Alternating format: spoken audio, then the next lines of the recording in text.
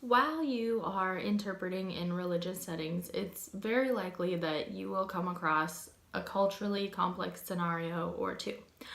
So today I wanted to kind of discuss two things that come to mind when I think of scenarios that may arise that initially interpreters might have some questions about. The first one being the dress code for interpreters. When you're interpreting, you are supposed to wear dress that is contrastive to your skin tone. So, being a white female, I will wear something like this, a black top, typically black pants. And that's because when I'm interpreting and I'm standing on a platform or anywhere really where I'm interpreting, I will hold my hands in front of my body. A lot of signs take place in the neutral signing space, which is right here, and I'll be able to sign and you'll be able to see my hands clearly. If I was to take a job at a mosque or another religious place or institution that may require a dress code for a specific sermon or event or something like that, and I was asked to wear a white garment, how would I respond to that? Would I initially be able to just say yes, of course, or thinking about like the view for the deaf person, would this be okay to them? Like, would they even be able to see me? Would the message be able to be brought across? Would there be equal access for the deaf person and fully understanding on all parties? Is something definitely certainly something to consider. So if you are volunteering at a church or if you're contracted to a church where you have a relationship with the deaf consumer, certainly I feel like it would be appropriate to ask them if they thought that they would be able to see me accurately and understand the signs. If that's not available and you're not able to have that conversation with the deaf consumer or consumers, I think it's really a personal preference. If I was in this situation and I was asked to have a dress code where it was contradictory to what I've been taught to wear and do, I would probably say yes, just given the level of respect that I want to have for other cultures and the job that I'm taking on. And if I was in that situation and the deaf consumer had a problem with what I was wearing, I don't know. I would have to play it out in the situation at hand.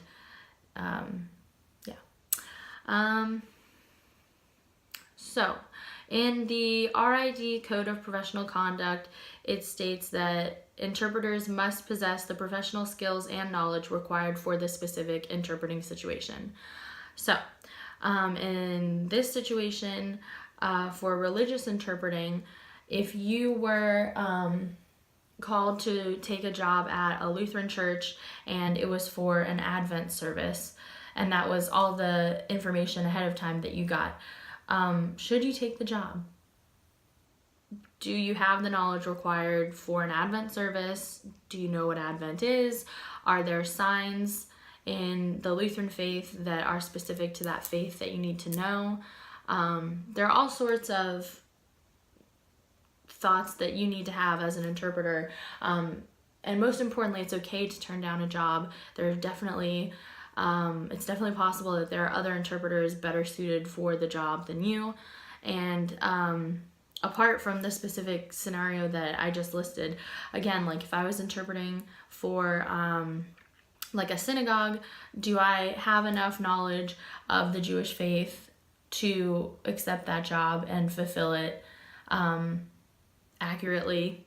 And going farther than that, I was in a lot of my research, I've read and seen that there are some churches that require their interpreters to be a member of that faith that they're interpreting for, which there seemed to be a lot of controversy surrounding that from both sides. Strong opinions of yes, that makes sense because you need the religious culture and you need to have a deep understanding and whatever the case was. And then of course on the other side there were interpreters who are just trying to do their best and get exposed obviously to as many different interpreting scenarios as possible, but also to gain the signing skills and other things. So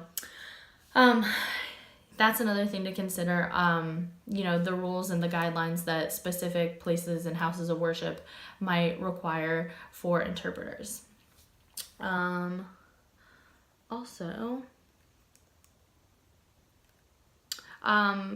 in my research, I came across, like, not really a debate, but there's a lot of strong opinions on whether or not religious interpreters should sign music and songs during worship services. And I think a lot of the controversy comes from whether or not that, like, infringes on what a performance interpreter is, and where's the line between performance interpreter and religious interpreter. And I think I understand why there is a lot of debate on this, because performance interpreting has a lot of emotion and different movements and like a sort of flow with your signing, and you may even have to move from where you interpret a sermon and where you interpret music. You might have to even move to be on a platform or to be in front of a different section of the audience, and or be in front of a video camera so that you can be projected on the screen so that everyone can see you during a song versus just for the sermon. So there are a lot of things to consider in situations like that as well.